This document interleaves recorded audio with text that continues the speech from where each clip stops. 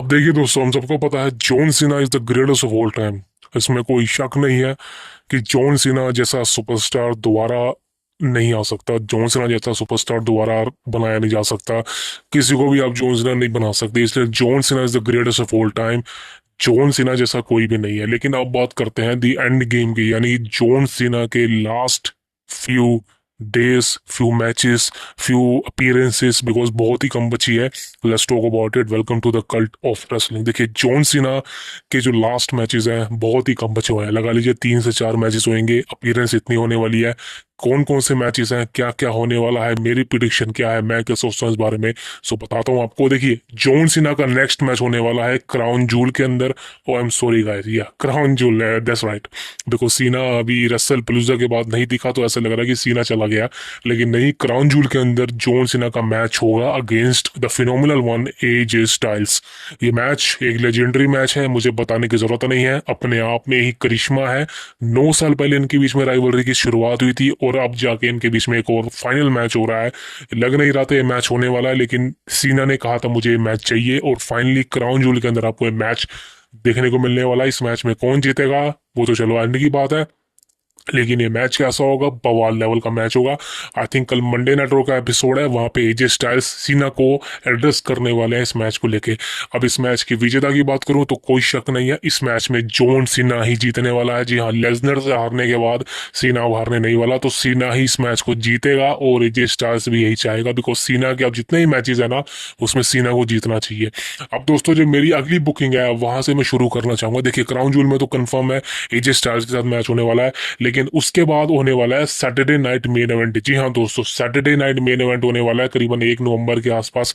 वहां पर जो मैंने सीना का मैच प्लान करा है वो है none other than against the beast Brock Lesnar. जी हाँ दोस्तों, आप कहेंगे भाई रसल पुलुजा में तो हो चुका, दोबारा क्यों? देखिए भाई, मैं मानता हूँ कि रसल पुलुजा में हो चुका है और मैंने खुद कहा था कि रीमैच नहीं होने वाला, लेकिन लग रहा था रीमैच होगा, लेकिन अब नहीं हुआ बिकॉज एजे स्टाइल्स के साथ मैच होगा। लेकिन मेरे को लग रहा है कहीं ना कहीं जो मेरी बुकिंग है मैं यही चाहता हूँ। अब सुनना ध्यान से, John Cena versus Brock Lesnar Saturday night main event में होगा। वहां पे सीना अपना बदला लेगा, मॉन्स्टर ब्रॉक लेसनर को हरा देगा क्लियर पिनफॉल से।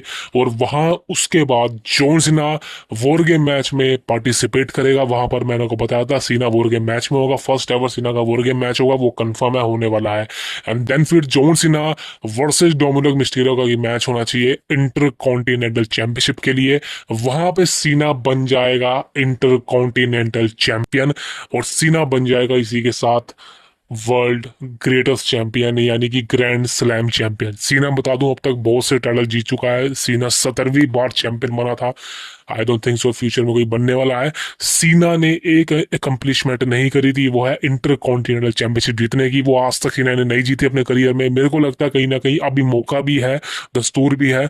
John Cena versus Dominik Mysterio के बीच में मैच होगा और इस मैच में जॉन सीना बन जाएगा न्यू इंटर कॉन्टिनेंटल चैंपियन।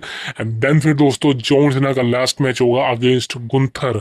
मेरे को लगता है कहीं ना कहीं ये हो सकता है और वहां पर दोस्तों फाइनली गुंथर सीना को हरा के इंटर कॉन्टिनेंटल चैंपियन बन जाएगा। ये मेरी प्रिडिक्शन है, ये मेरे को लगता है।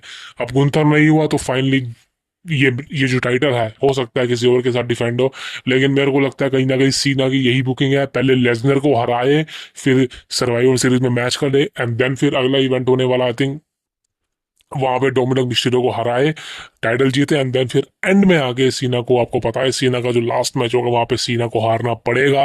और अगर सीना नहीं भी हारे तो भी चलेगा, बिकॉज मैं नहीं चाहता सीना हारे। तो ये दोस्तों जॉन सीना की बुकिंग थी। अब WWE के पास बहुत ही कम समय बचा है सीना के लिए, बिकॉज आई थिंक वो शुरुआत रॉयल रंबल से जो अब तक हुई थी, अगर मैं उसको रेटिंग दूं तो मेरे को कहीं ना कहीं लगता है कि जो जॉन सीना का हील टर्न था वो कहीं ना कहीं भाई मेरे अकॉर्डिंग मेरे को ऐसा लगता है वो फेल हो गया, वो चल नहीं पाया। बिकॉज पता क्या, देखिए सीना खुद एग्री नहीं था, मैं आपको बता चुका हूँ कि सीना एग्री नहीं था। सीना ने कभी नहीं कहा मेरा हील टर्न करा है, वो तो भाई ट्रिपल एच ने कहा कि रेसल मेनिया में हाइप बनानी है, रेसल मेनिया 41 के लिए टिकट सैलड करवानी है, पैसे कमाने हैं, एंड देन फिर सीना ने एग्री करा होगा। बिकॉज मेरे को नहीं लगता ये प्लान काम करेगा। ये एक बार के लिए काम करा था रोक के साथ, अगर रोक भी इंटरफेरेंस करता ना सीना के साथ या ट्रेविस स्कॉट के साथ, जो भी चीजें थी, तो भाई सीना का हिल टर्न अभी तक कामयाब होता। लेकिन रॉक ने भाई आगे कुछ करा ही नहीं। वो एक ही बार की टीम बनाई थी, ऐसे लग रहा था कुछ होने वाला है, कुछ भी नहीं हुआ। सो कहीं ना कहीं भाई ये क्लियर हो चुका कि जॉन सीना का जो एक हील टर्न था वो फेल हो चुका है कंपनी के अंदर। और सीना ने खुद इस बात को एग्री किया था माइक पर ऑन टेलीविजन में कि कोऑपरेटिव के हाथों मैंने ये चीजें करी, लेकिन मुझे चीजें पसंद नहीं थी। सीना ने आपको बताइए कोडी के सामने अपना फेस टर्न कर लिया था, तो भाई ये पहली बार ऐसा हुआ है। तो समझ लो कि सीना के आई थिंक कुछ शुरुआत अच्छी थी, लेकिन उसके बाद चीजें अच्छी नहीं हुई। सीएम पंक जैसी राइवलरी को आपने हील टर्न में कन्वर्ट कर दिया, वो एक बड़ी राइवलरी बन सकती थी। रेंडी ऑर्टन के साथ मैच था, वो भी आपने एक ही छोटी राइवलरी में खत्म कर दिया। I think रेंडी Orton last opponent होता तो बेस्ट होता। अब दोस्तों यहाँ पे बात है कि जॉन सीना का लास्ट अपोनेंट कौन हो सकता है। जैसे मैंने कहा कि गुंथर भी हो सकता है, लेकिन दोस्तों यहाँ पर एक और बंदा है, आपको बता दूं, ये मैं हार्ड रूमर फैला रहा हूँ और आई थिंक मेरे को लगता है कि the rated R superstar Adam Copeland बोल लीजिए, एज बोल लीजिए, मुझे लग रहा है कि एज का कंपनी में रिटर्न होगा। अभी कोई चीजें सामने नहीं आ रही, बट भाई ये रूमर तगड़ा फैला हुआ है कि एज ने ईडब्ल्यू कंपनी को छोड़ दिया है। अब मुझे नहीं पता ये सच है कि नहीं। अब मुझे कहीं ना कहीं भाई इसके खिलाफ क्या लगता है, तो मेरे को ऐसा लगता है कहीं ना कहीं भाई हो सकता है ये रूमर ही हो, ऐसा कुछ भी नहीं हो। बिकॉज आप खुद सोचिए ना कि अगर एज ने कंपनी को छोड़ना ही होता, वो टेलीविजन पे आके क्रिश्चियन को ये क्यों बोलेगा कि मैं जा रहा हूँ। खुद सोचिए ना। अब सीएम पंग ने जब कंपनी छोड़ी थी या सीएम पंग को निकाला, तो भाई सीएम पंग ने थोड़ा कहा था आगे कि मैं जा रहा हूँ कंपनी छोड़ गया, ऐसा नहीं होता। सीएम पंग बिना पता ही चले गए थे। तो भाई एज के साथ भी ऐसे होना चाहिए था, बट एज को टीवी पे दिखाया है, ट्रिब्यूट दिया है सीना को। बट हाँ, ऐसा हो सकता है कि एडब्ल्यू कंपनी एज को परमिशन दे दे कि जा तू कंपनी में चला जा, डब्ल्यू कंपनी में, और सीना के साथ एक मैच लड़ ले। ऐसा होना चाहिए मेरे अकॉर्डिंग भाई, ये शुरुआत हो जानी चाहिए। बिकॉज ऐसा हो गया तो सही में, बिकॉज ट्रिब्यूट दिया है जॉन सीना को एडब्ल्यू कंपनी ने। वो भी भाई ऐसा कोई करता तो नहीं है आमतौर पर भी, लेकिन ये अच्छी बात है भाई। तो मेरे को लगता है कि टोनी खान को दिक्कत नहीं होनी चाहिए अगर एज जाता भी है कंपनी में। और बट वही बात है ना भाई, अगर एज कंपनी में आएगा तो क्या हो सकता है भाई, वही सिनेरियो बन जाएगा। लेकिन मेरे अकॉर्डिंग मेरे को लगता है कहीं ना कहीं भाई ये चीज हो सकती है अगर जॉन सीना प्रेशर डाले कि ऐसा होना चाहिए। बट जैसा कि यार दो कंपनियां बीच में है तो थोड़ा मुश्किल है। बट आई थिंक कई रूमर यही फैला हुआ है कि एज जॉन सीना का फाइनल अपोनेंट हो सकता है। बिकॉज भाई ये मैच होना चाहिए था यार, एज को कंपनी में होना चाहिए था।